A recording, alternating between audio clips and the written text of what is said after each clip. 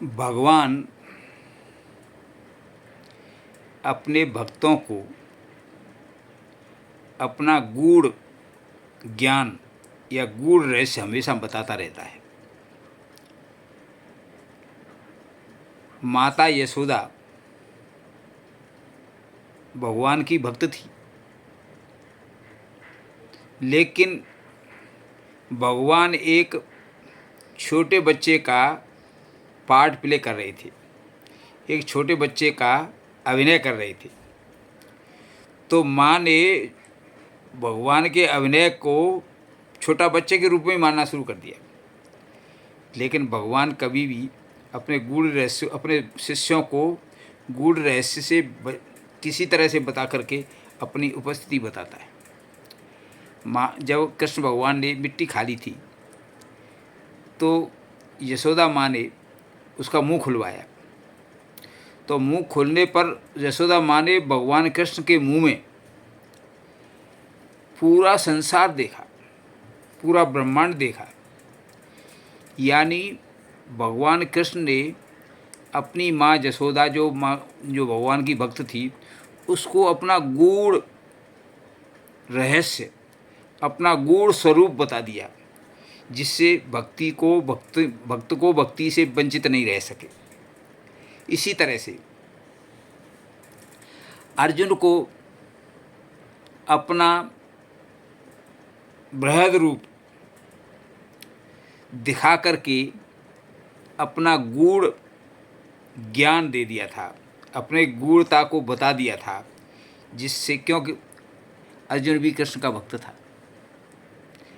अक्रूर जो कृष्ण के चाचा थे, वो भी भगवान के भक्त थे, परंतु वो भगवान कृष्ण को केवल भतीजा ही समझते थे, क्योंकि भगवान कृष्ण के जो इस समय का बनावटी रूप था, उसी रूप को ही मान बैठे थे।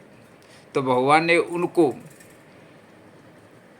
नदी में स्नान करते समय, यमुना में स्नान करते समय, जब अक्रूर ऋषि ने डुबकी लगाई तो भगवान कृष्ण उस नदी में उस पानी में चारों तरफ दिखाई दिए थे।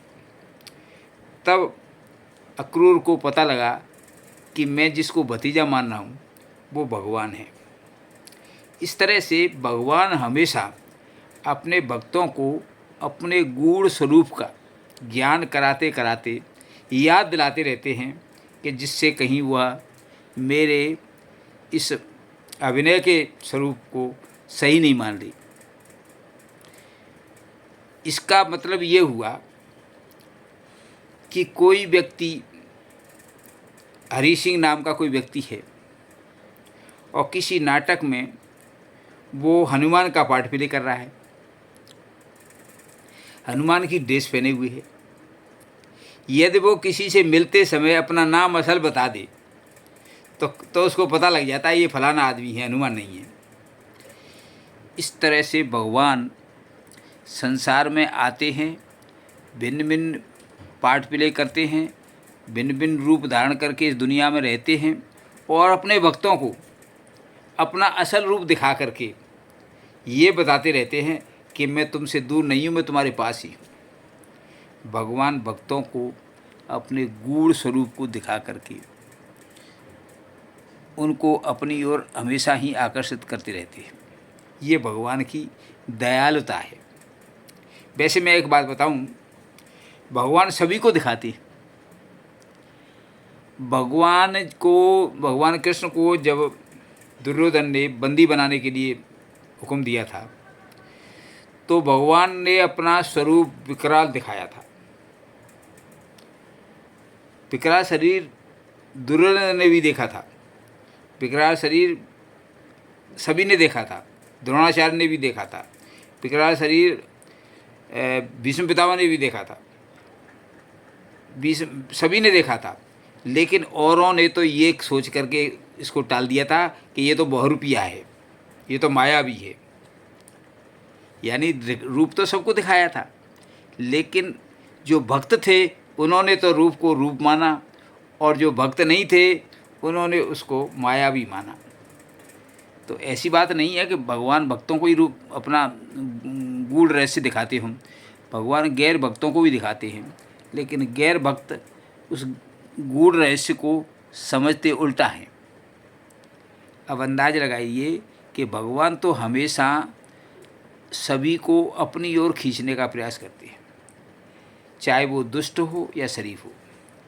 दुष्ट वो इसलिए नहीं खींचता है क्योंकि उसको भगवान के जब गूढ़ रहस्य को बताने की कोशिश करते हैं भगवान, तो वो दुष्ट है, वो उसको माया भी मान लेता है, वो गूढ़ रहस्य नहीं मानता है।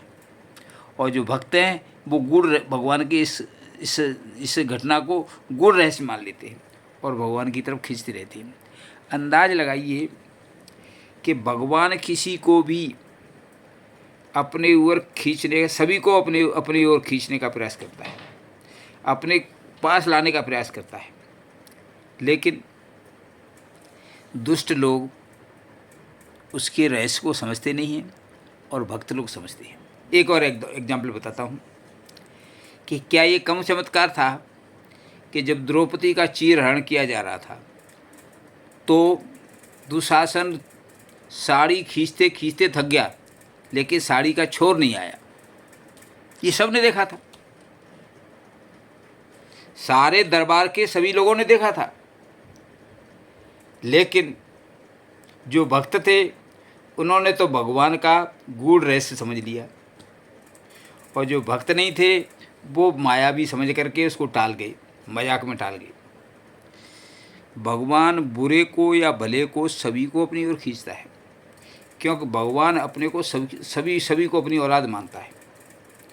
जब अपनी औलाद मानता है तो बुरे को भी बुलाता है, बुरे भले को भी बुलाता है। अब बुरा आना नहीं चाहिए तो दुख पाता है, और भला आ जाए तो सुख पाता है। भगवान कभी भी अच्छे बुरे का भेद नहीं मानता है, क्यों? भगवान तो पूर्ण रूप से ज्ञानी है,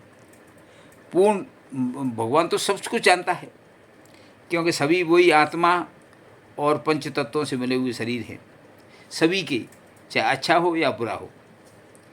तो उसमें जो आत्मा है वो भगवान का ही अंश है, तो वो अपने अंश को अपनी ओर खींचता रहता है।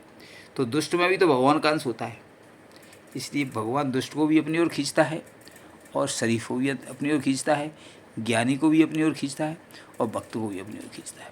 परंतु ज्ञानी और भक्त खींचने को समझ जाते हैं कि हमें भगवान खींच रहा है, और अज्ञानी और मूर्ख खींचने को मजाक में टाल जाते हैं। फर्क इतना है। हम ये कह सकते हैं इस पूरे बात से कि भगवान सभी को अपनी गूढ़ बातों को, अपने गूढ़ रहस्य को बताता है।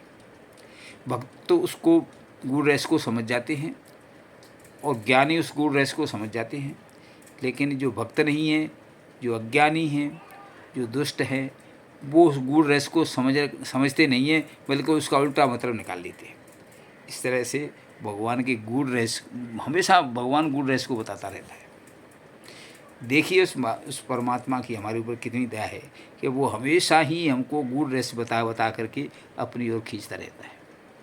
वो बात अलग है कि हम संसारी माया के जाल में फंस करके, दुर्व्यसनों के जाल में फंस करके हमारी मन में विकृतियाँ हो गई हैं, इसलिए मन उस गूढ़ रहस्य को पकड़ता नहीं है। फर्क इतना ही है। और संत और भक्तों का मन विकृति रहित होता है, इसलिए गूढ़ रहस्य को पकड़ लेता है। धन्यवाद।